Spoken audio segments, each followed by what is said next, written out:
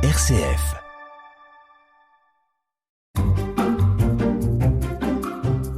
La messe pour les nuls.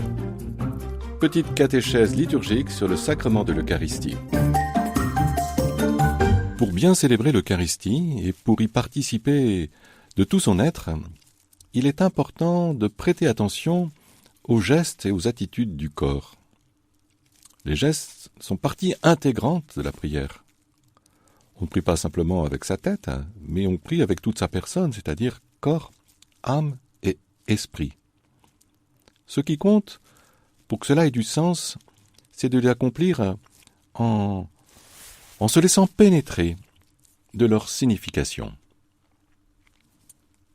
La présentation générale du missel romain insiste beaucoup sur cet aspect de la prière avec le corps et des attitudes du corps durant la célébration de l'Eucharistie. Au numéro 42, je lis « Les gestes et les attitudes du corps, tant ceux du prêtre, du diacre ou des ministres, que ceux du peuple, doivent viser à ce que toute la célébration manifeste une belle et noble simplicité, que soit perçue toute la vraie signification de ces diverses parties, et que soit favorisée la participation de tous. On devra donc être attentif aux normes de cette présentation générale et à la pratique reçue du rite romain, ainsi qu'au bien commun spirituel du peuple de Dieu, plutôt qu'à ses goûts personnels et à son propre jugement. Cette précision est importante. Les gestes et les attitudes du corps doivent manifester une belle et noble simplicité. La liturgie latine est marquée par ce caractère de noble simplicité, c'est-à-dire on dit les choses en peu de mots. Il n'y a pas de surenchère. On ne rajoute pas des choses inutiles. Ce n'est pas le nombre qui fait la qualité, mais au contraire, l'intensité et la profondeur avec lesquelles on accomplit ces gestes liturgiques. C'est ça qui est important. Prenons l'exemple du signe de croix. La célébration, selon l'ancien ordo de la messe, comprenait tant pour le prêtre que pour les fidèles un très grand nombre de signes de croix. Cela avait évolué à une période justement où on voulait concentrer l'attention des fidèles, enfin l'attention du prêtre surtout dans sa manière de célébrer. Mais à force, quand il y en a beaucoup, et le risque c'est qu'ils puissent être un peu bâclés. On fait ces signes de croix très rapidement, sans amplitude, et ils perdent leur signification. C'est pourquoi, lorsque la messe a été restaurée, le nouvel ordo a considérablement réduit ce nombre de signes de croix. Mais ce qui compte, s'il y en a moins, c'est qu'ils soient faits avec toute l'ampleur et toute la profondeur de leur signification. Je rappelle faire un signe de croix, c'est en soi déjà une profession de foi en Dieu qui est Père, Fils et Saint-Esprit. C'est se placer sous la croix du Christ qui est le signe du salut des chrétiens. C'est pourquoi il y a dans les rubriques de la messe des indications, même s'ils ne sont pas très nombreuses, mais sur les gestes à accomplir. Car la liturgie n'est pas une libre improvisation, où chacun ferait ce qu'il veut, comme il veut. Il y a des gestes et des attitudes prévus à différents moments de la liturgie qui en soulignent le sens et qui, lorsqu'ils sont exécutés ensemble, vont manifester l'unité dans la prière. La PGMR demandait que soit perçue toute la vraie signification de ces diverses parties et que soit favorisée la participation de tous.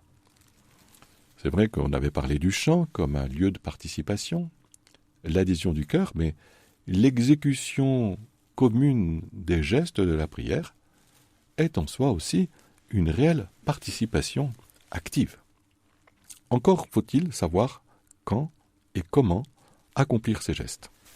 Je lis dans la PGMR les attitudes communes à observer par tous les participants sont un signe de l'unité des membres de la communauté chrétienne rassemblés dans la Sainte Liturgie. En effet, elles expriment et développent l'esprit et la sensibilité des participants. Prenons des exemples. Au début de la messe, nous faisons ensemble avec le prêtre sur nous-mêmes le signe de la croix. Je viens de commenter. Mais peu après, en récitant le « Je confesse à Dieu », nous sommes invités à nous frapper la poitrine en signe de contrition. Là aussi, nous nous inscrivons dans cette tradition biblique de se frapper la poitrine comme signe de pénitence. Et c'est une manière d'associer le corps aux paroles que nous disons. Un autre exemple. Tous sont invités à se lever au moment de la lecture de l'Évangile. C'est se mettre debout comme des ressuscités. C'est honorer aussi le Christ qui est présent dans sa parole et qui va faire ce qu'il dit. Il en est même au moment de la profession de foi. Nous nous mettons debout. Un autre moment aussi, une autre indication qui est donnée, c'est de se mettre à genoux pour tous ceux qui le peuvent au moment de la consécration en signe d'adoration. Et puis pour conclure, tous se signent avec lorsque le prêtre donne la bénédiction. Ce qui est à comprendre, c'est que ces gestes, même s'ils sont moins nombreux, je dirais même d'autant plus qu'ils sont moins nombreux, doivent être exécutés avec toute la profondeur et le sens qu'ils expriment. C'est ça qui donne non seulement de la solennité, mais surtout de la profondeur aussi à la célébration de nos Eucharisties. Alors, quelles sont les attitudes prescrites dans les rubriques de la messe ? Au numéro 43 de la présentation générale du missel romain, nous lisons « Les fidèles se tiendront debout depuis le début du chant d'entrée, ou quand le prêtre sera à l'autel, jusqu'à la prière d'ouverture, collecte inclusivement. Ils se tiendront debout au chant de l'Alléluia avant l'Évangile, pendant la proclamation de l'Évangile, pendant la profession de foi et la prière universelle, depuis l'invitation « Prions ensemble » au moment d'offrir le sacrifice de toute l'Église, avant la prière sur les offrandes, jusqu'à la fin de la messe, excepté ce que l'on va dire. Donc voilà, tous les moments où les fidèles sont invités à se lever. Maintenant, lorsqu'ils sont assis, ils seront assis pendant les lectures qui précèdent l'Évangile et le psaume responsorial. Ils seront assis à l'homélie et pendant la préparation des dons pour l'offertoire, et si l'on le juge bon, pendant qu'on observe un temps de silence après la communion. À genoux maintenant, ils s'agenouilleront pour la consécration, à moins que leur état de santé, l'exiguïté des lieux ou le grand nombre des participants ou d'autres justes raisons ne s'y opposent. Cependant, ceux qui ne s'agenouillent pas pour la consécration feront une inclination profonde pendant que le prêtre fait la génuflexion après la consécration. Il appartient toutefois à la conférence des évêques d'adapter les gestes et les aptitudes décrites dans l'ordinaire de la messe à la mentalité et aux justes traditions des peuples selon la norme du droit. On veillera cependant à ce qu'ils correspondent au sens et au caractère des différentes parties de la célébration.